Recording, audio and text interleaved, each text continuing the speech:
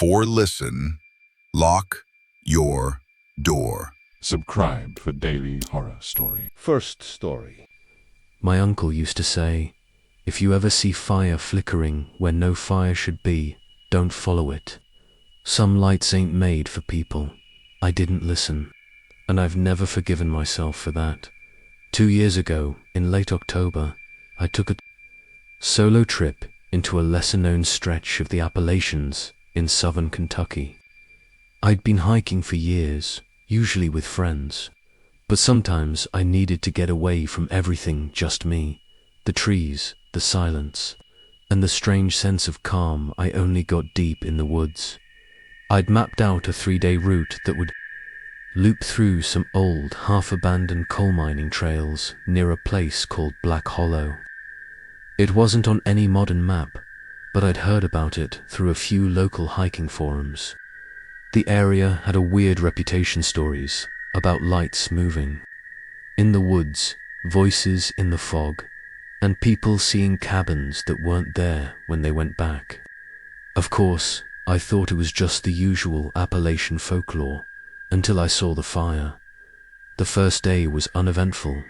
The trail was rough, barely marked, and I didn't see a soul for miles. I set up camp near a dry creek bed, about 10 miles in. The air was sharp with the bite of coming frost, and the quiet was total. I loved that kind of silence. Not the absence of sound, but the presence of everything: wind, rustling leaves, owls calling, branches shifting under their own weight. I slept well, too well. The next morning, I found something strange just outside my tent. A strip of fabric, red and tattered, like part of an old shirt or flag, was tied to a low-hanging branch. It hadn't been there the night before. I was sure of it. I looked around, thinking maybe it had blown in, but the fabric was tied in a neat, deliberate knot.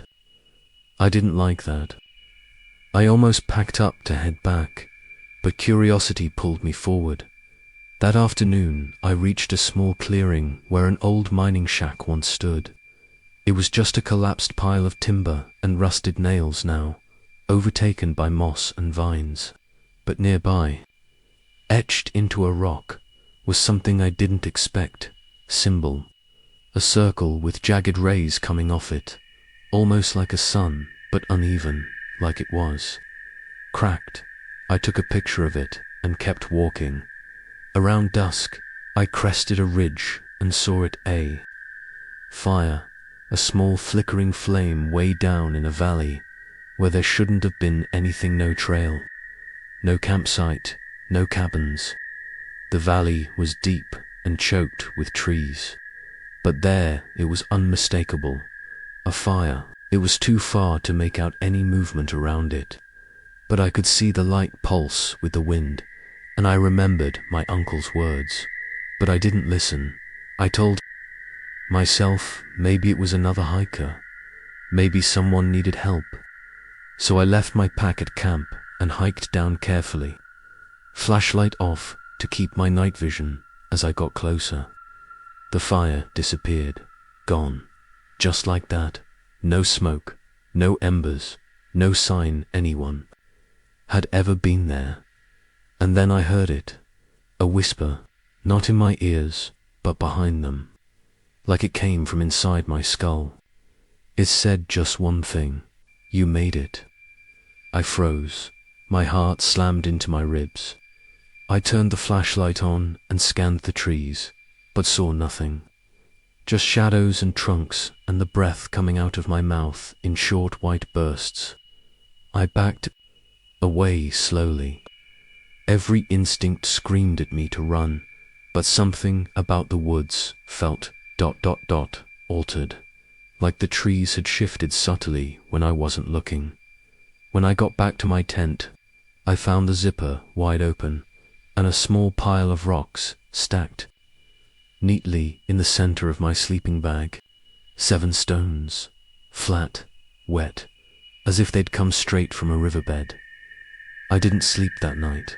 At some point, maybe 3 or 4 a.m., heard footsteps. Not animals, footsteps, deliberate, crunching around the perimeter of my camp. I didn't move, didn't breathe, and then a low whistle, not a tune, just a single, slow whistle that rose and fell, and then silence. When the sun came up, I packed everything as fast as I could and started back the way I came. But the trail was different. I followed my GPS, my printed map, everything, but nothing looked right. It took me nearly 6 hours to get back to the trailhead, when it should have taken 3. I emerged, scratched, cold, and shaking. I didn't tell anyone for a while, but months later, I looked up the symbol I'd found carved into the rock. I didn't find it in any modern hiker database, but someone on an old forum archived from over a decade ago replied, "If you found that and saw fire where it shouldn't be, leave. That symbol marks the places where the hollow eats light." Whatever that means, I believe it. I haven't gone back, but sometimes I still wake up smelling smoke, even though there's no fire, even though I never lit one. Warning, next time you see a fire flickering in the woods where no fire should be, don't follow it. Second story. My grandfather used to say, never follow the lights in the woods, especially not in the hollows where nothing good grows. I thought it was just one of his strange old sayings, something from a time when people believed in spirits and omens. But after what happened near Black Hollow, I finally understand what he meant. I was 25 when I decided to take a solo camping trip through the Appalachians. I needed a break from everything: work stress, city noise, the dull rhythm of modern life. I'd always found peace in the mountains, the kind of quiet that makes your heart slow down and your thoughts straighten out. I planned a 5-day hike, mostly off the beaten path, following a string of old fire roads and forgotten trails I'd found on some backcountry forums. I wasn't looking for danger, just solitude. The first 2 days were perfect. Golden light, filtering through the trees, crisp mountain air, and the sense that I was the only human for miles. I camped beside a small creek the first night and under a dense pine canopy the second. No cell service, no voices, no worries. But by the third day, I wandered farther than I meant to, deeper into the hills than I had marked on my map. That's when I stumbled into Black Hollow. There weren't signs, no official nameplates or warnings, just a sudden shift in the landscape. The trees thinned, replaced by a strange curtain of mist that seemed to hang low, even in full daylight. The air felt cooler, heavier. Even the birds were quieter here. I should have turned back. I really should have. But I was curious. The kind of curious that creeps into your bones before your brain catches up. The terrain sloped downward gradually, like a funnel pulling me into something ancient. I found the ruins of an old shack near the base of the hollow. Rotting wood. A broken chimney. No signs of life, at least. Nothing human. But the strangest thing was what I found hanging from the trees nearby. Lanterns, dozens of old, rusted lanterns hanging by twine, swaying gently even though there was no wind. None of them were lit, but something about their placement didn't feel random. They formed a perimeter around the shack, like a barrier or a warning. That night, I set up camp farther up the ridge, outside the ring of lanterns. I didn't want to stay near that place, but I also didn't want to rush through unfamiliar terrain in fading light. I ate, journaled, and zipped myself into my tent just after nightfall.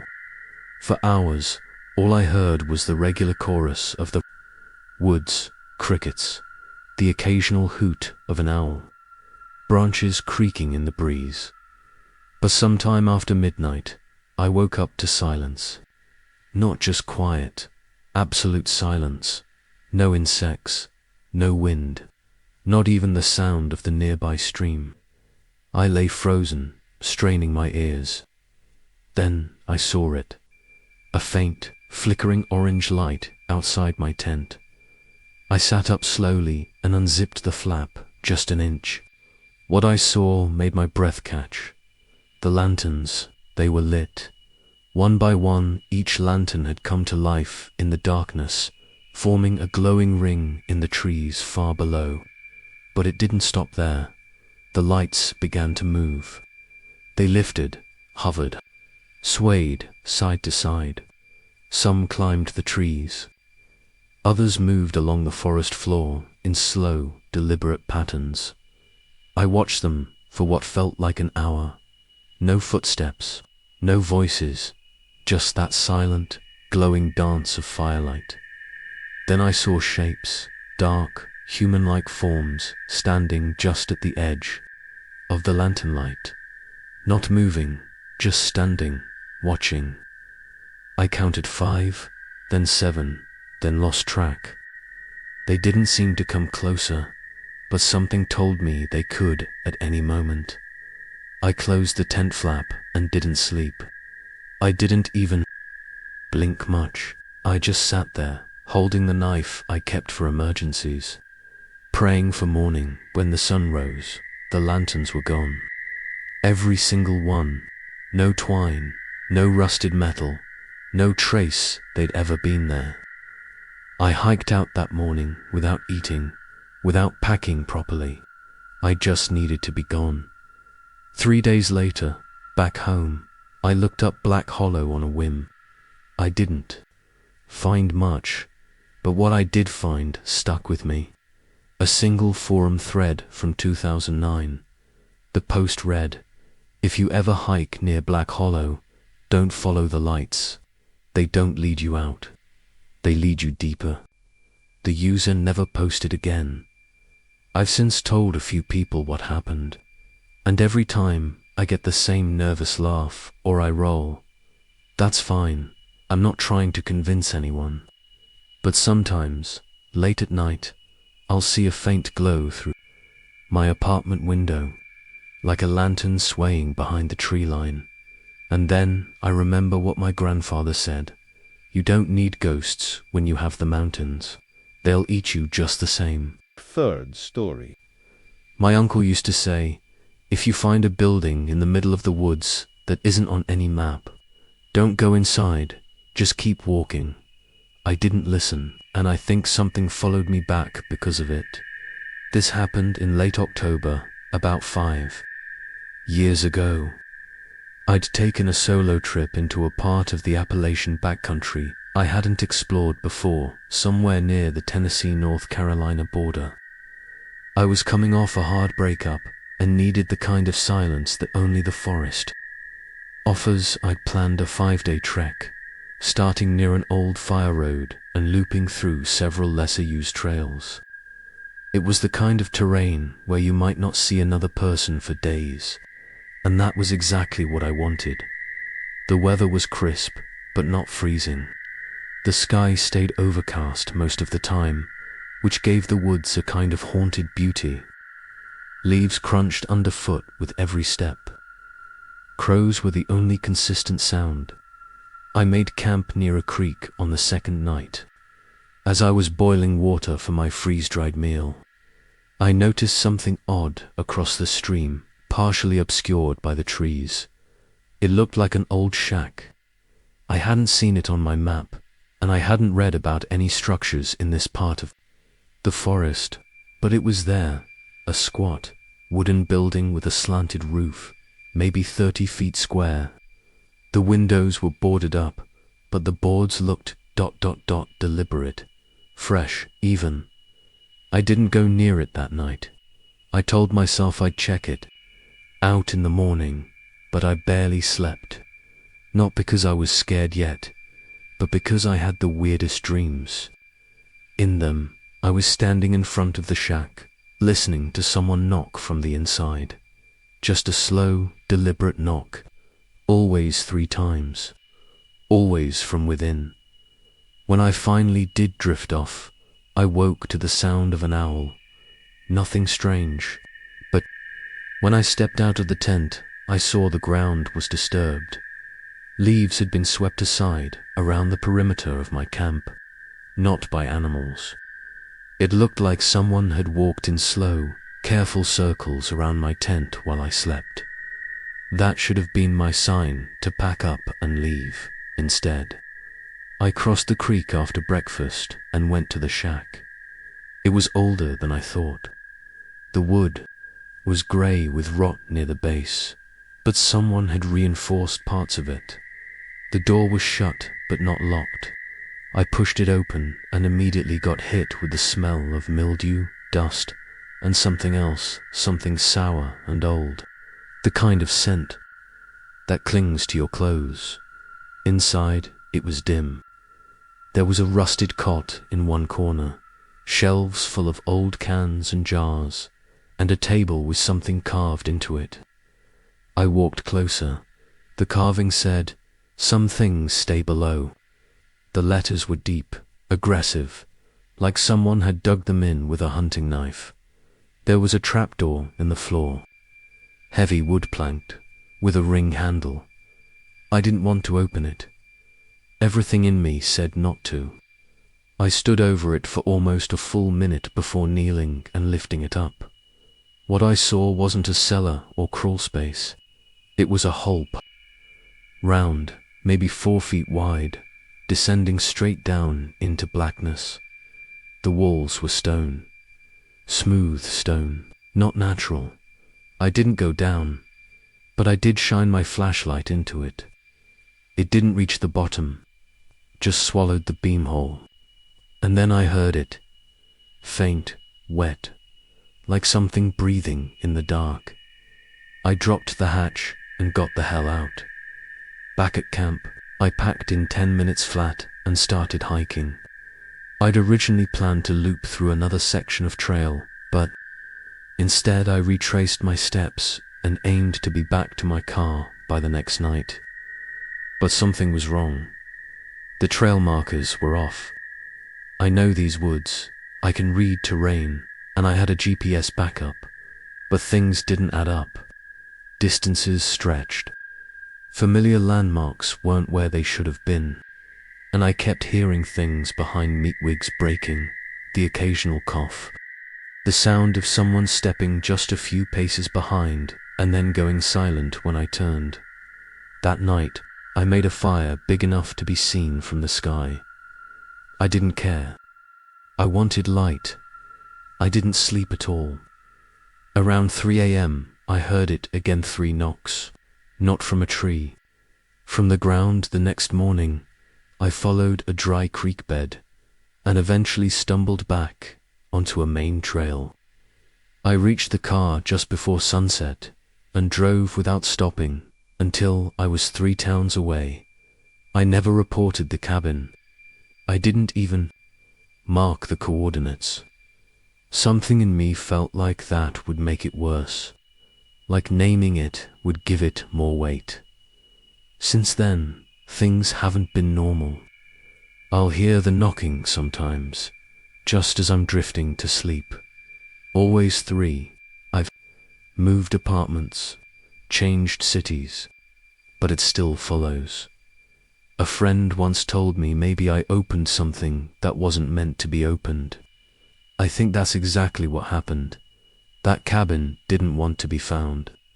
The forest just let me see it next time you're hiking off trail and stumble on something that looks abandoned. Don't go inside. Some things stay buried for a reason.